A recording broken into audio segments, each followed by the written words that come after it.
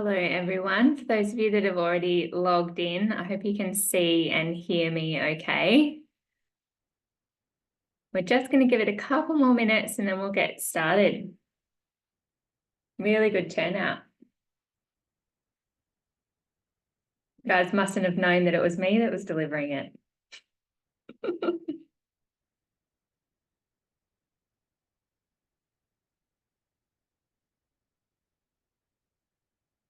Amazing.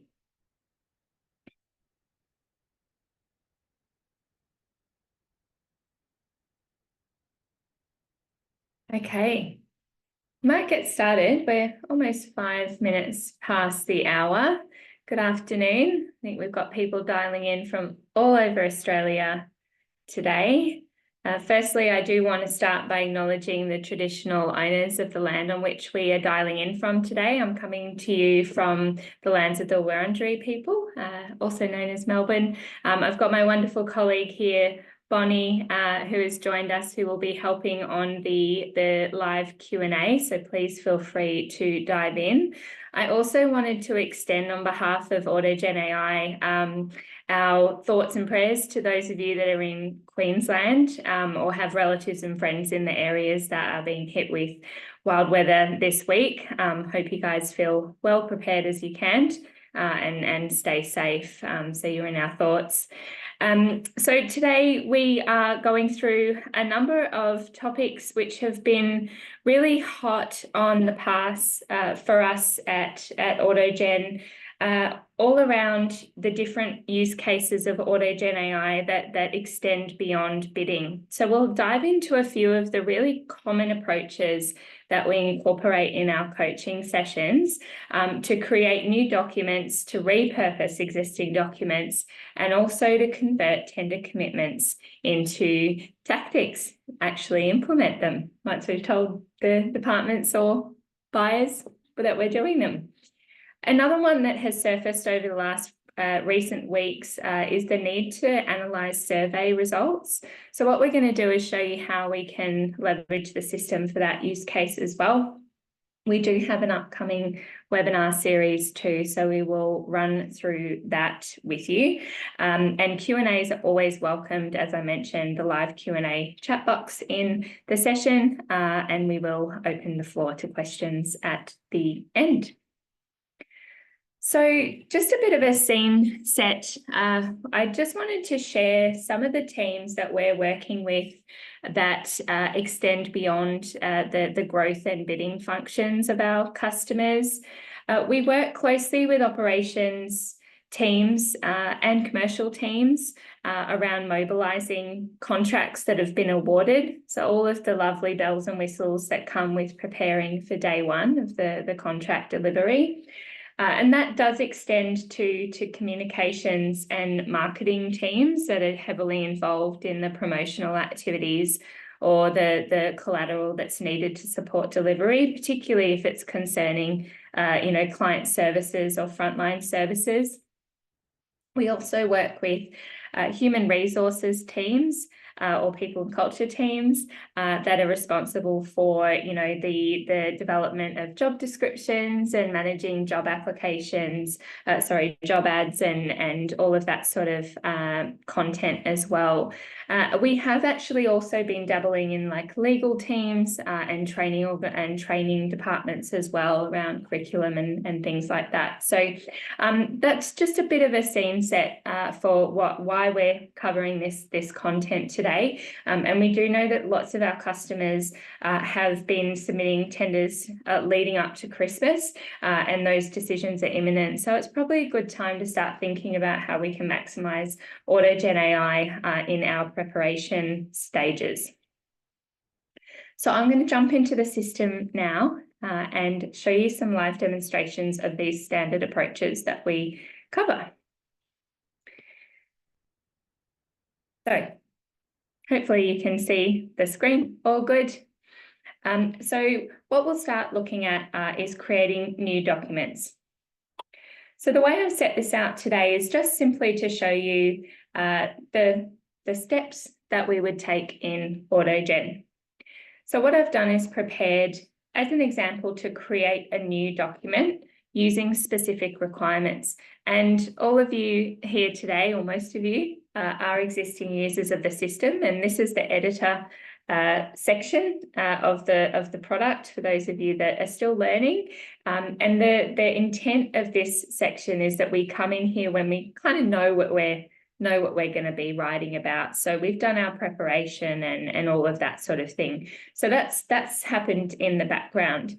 Now, when I want to create a new document, and that new document could be anything, but when we write a new document, we have a set of requirements. So we kind of know what we need to say in our minds. And typically we might start with bullet pointing out, like we need to include X, Y, and Z in this document, or we just get a brief of we need a document that covers these requirements, for example. So when we use Autogen, we have the opportunity to literally list out our requirements in one of these editor panes. So the first one would be to bullet point your requirements. Doesn't need to be bullet points, it's just I'm someone that really likes bullet points. So we go list out your requirements or state them clearly. And then we do an instruction for the system as to how we want to lift and shift those requirements into a new document. Say, for example, we write the above as an insert format, as a template, emphasizing, and we want to highlight anything special or anything key that you want that document to be focusing on. And this one, for those of you that love pure completion, is a pure completion option. So as an example, we've just put this little prompt in green, and today, the example, we're just going to write an article to promote a service, but we can obviously apply this to any document that we want to create. So here, our prompt, and I've just put it in green to make it easy to distinguish. So write the below as an article to promote AutogenAI's key features, emphasizing developed by bid writers for bid writers, and continuous technology advancements with customers at the heart of everything that they do. Okay, so that's something I want to make sure isn't flaring through the writing. And then what I've got here is the things that we want to include. So listing off my desirable inclusions for the requirements of the piece of writing. So then, as we know, we highlight and we just click pure completion.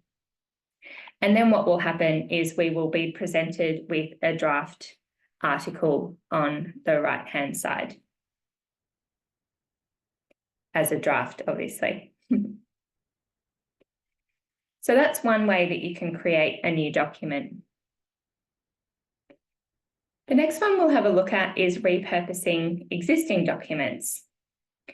Now, when we think about repurposing existing documents, many that we've been doing do relate to taking job ads and flipping them, or job descriptions and flipping them into new contexts. So in this example, we're actually taking a job ad and we're going to repurpose it into a LinkedIn post. But this could also be an example of we have an existing job, but we could also then flip it into requiring new skill sets or new focus on the service delivery objectives. So as an example, we will paste the original content into editor. We will write a prompt, so write the above as, and then we will describe how we want it changed, just as we would describe it to someone that we might be delegating it to or asking to help us with. And then again, this is a pure completion prompt here. So we'd write the below as a brief LinkedIn post that will be used to promote the job. So I've used the purpose of it as how I want to change that text. And then we've got, again, we highlight, and then it will come out in that format that I have asked it to be written. Now, in these examples, you might be thinking, oh, why can't I use or why aren't I using library AI to support me with this? Because I may have loaded things up in the library to adapt. In this instance, when we're thinking about more, job ads and policy documents and things like that are generally a shorter version of that, the most, targeted way of managing that content or the requirement set is to go directly into Autogen with the content as well. So that is a recommended first pass. But for those more lengthy documents, you may choose to use the expand option with the library AI as well. So as you can see here, it will present a draft on here. Using this LinkedIn version as an example, it understands what LinkedIn is, gives us some emojis, gives it some hashtags as well. And then for the repurposing effort, obviously we might want to do some changes and adjustments, and we can still obviously access all of the different editing tools up the top there if we want to. And the final one is converting our tender commitments into tactics. As we know, when we commit to doing something in the tender, we're generally speaking about it at a strategic level. So that what we're going to do level. So AutogenAI can help our mobilisation teams get a sense of now we're going to put it into practice. So let's start to draft that up and maybe even ideate, because it could be the first time that we've done something of this nature as well. So this one, we have our wonderful Explain How button. And for those of you that aren't familiar, it sits up here in the Explain How in the Transformations menu. And this is specifically designed to produce methodologies or process approaches. So here I've got an example where I've literally, let's just simulate that we have lifted and shifted this from the actual tender specification, because I'm going to be working on how we engage with our partners, build partnerships with local industry as an example. So here I'm going to highlight what we have said that we're going to do, and then I'm going to click Explain How. And what that's going to do for me is present some options as to how we go about mobilising or delivering it. Now, part of this is because this one's talking about a few things around the partnerships and things like this. What we've got is different sort of formats. The great thing is Explain How does leverage the 3 different AIs in our product, being the library, the internet, and the creative. And the library AI obviously will then be able to draw on any things that we've already put in the library around our previous or current service delivery to draw inspiration from. It also goes to internet, which we like as well, because it can actually find what potentially other people are doing that can support a new way of working. But for something with the creative AI, we really do like to lean on this in the terms of a new process or approach, because it's really good at structuring our frameworks of how to do something. So say we've got our options here, and Explain How, by nature of how it's actually configured in the background, is it will present different sorts of formats. So as you see here, that first one we've got is just really written in prose. And then we've got a more methodological, I don't know, I can't get that word out. But as you can see, it steps out into more detailed steps as to how we're going to do that.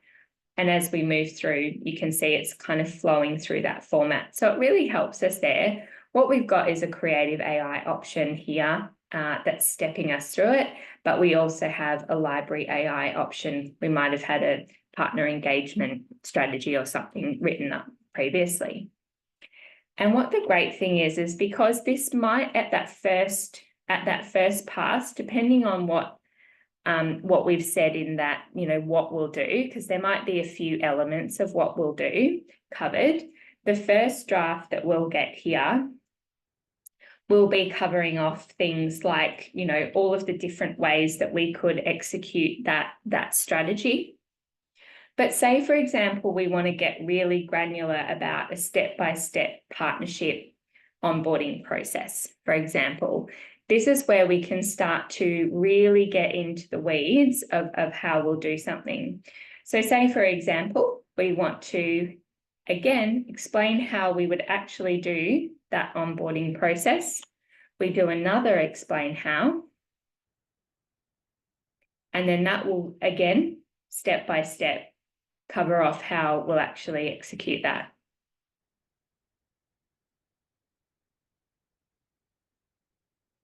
Down the side here. Amazing. I might pause there before I move on to the analysing survey responses. See if we've got any questions in here. Are the speech marks important in the prompt?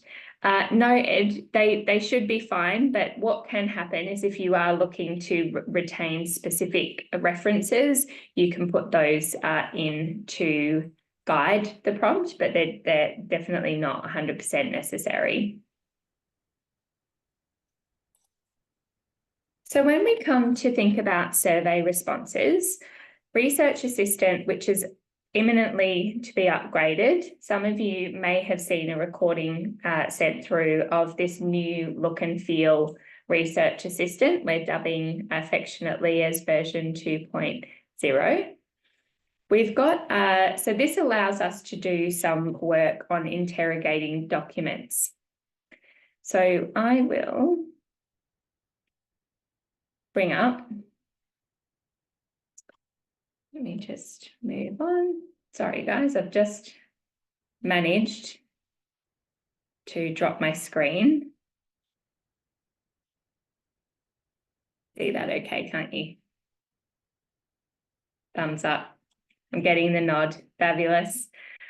So when we come into the Research Assistant, just as a refresher, this is an area of the system that helps us prepare our content or prepare our responses, gather information that we need to move forward. And back to the point I said, when we go into the drafts area, when we're actually writing, we generally have done all of the preparation about what we want to say. So this is a big part of the Research Assistant. But the other function that it has is real analysis and interrogation of documents, and survey analysis is absolutely something it's really good at. So obviously we will regularly go to stakeholders and ask them a series of questions about service delivery, or you might be doing some market research amongst your cohorts or your local areas, and you're wanting to now deal with, next steps or understanding what themes are in those survey responses. Now, the idea of the Research Assistant interrogating documents, and it obviously transcends, it goes beyond survey analysis. So just put your hat on any sort of thing that you'd be wanting to draw themes and everything out of, is that we load up, so from the survey perspective, or the document that you're analysing, is to load it up in the library and then use the tools to do the settings of the library. So for those of you that don't have this version of Research Assistant, it's coming in the next week. But the library settings, as we know, when we go to point to the library, is available to everyone. But what I'm going to do is select the actual file that I'm wanting to interrogate. So for me, this is going to be my survey. And I'm just going to do a search because I know the name of the file. It helps me get to it really quickly. And I'm going to apply the selection. So once I've done that, say that I want to first ask, what are the key themes in this survey? And that will be my first question that I ask. So as we know, Research Assistant will have a think about it, and then it will give us a response to that question in a way that we can use the output. So say, for example, I've got based on the provided data from the survey. Now we've got a sample survey that we've surveyed some famous celebrities. And so obviously demo data, but as you can see, it's pulled out some key themes from the survey. Then I might want to say, of the respondents, what percentage represent a particular cohort or a particular, demographic that's in there. I can then do a follow-up question.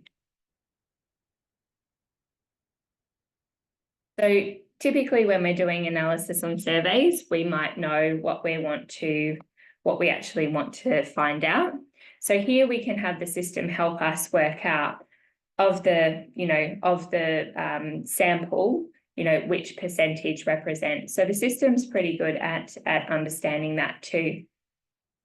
But one of the great things with it is if we want to actually help ideate on what we're actually going to do next with surveys, so whether it's a follow-up action with the actual respondents or whether it's actually tactical stuff that we might implement, we can ask those questions as part of our analysis to get a proposed plan or a draft plan to start to action.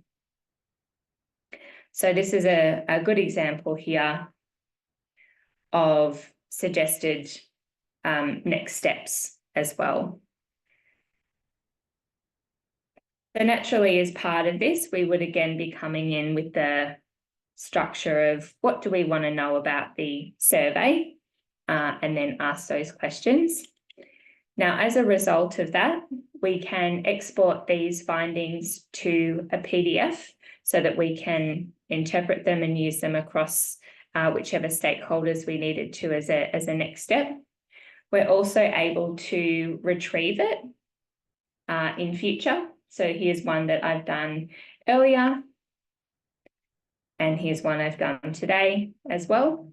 And again, we still have our favorite clipboard that exists if I do want to copy and paste that into another document to progress as well.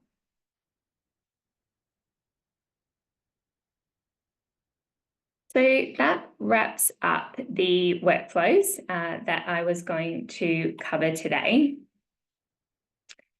So what we'll do is show you an update on which webinars are upcoming. So there's going to be a series of 4 refresher style webinars to help people maybe remember some functionality that they may not have touched in recent months, or even have a new think about how you might approach some workflows in the system.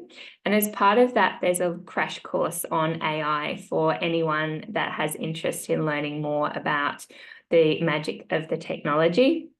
And as always, you can expect to receive an invitation to our Q1 2025 product showcase, and that will be delivered at the beginning of April, and the series that I mentioned earlier will be delivered throughout March and April.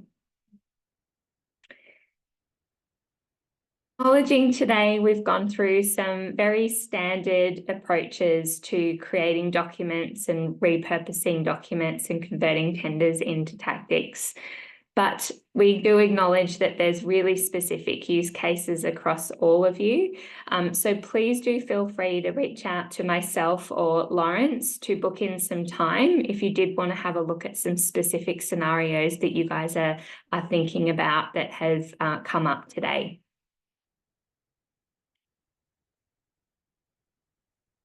So with that said, I might open the floor for some Q&A, which we're almost at half an hour. We did allow for 15 minutes of questions. So it's pretty quiet in the Q&A from what I can see. So we have had a question here, can it interpret and analyze survey results in Excel format? 100%. So mine was in Excel that we did today, albeit a small sample. But yes, it can do it. It does a very good job at that.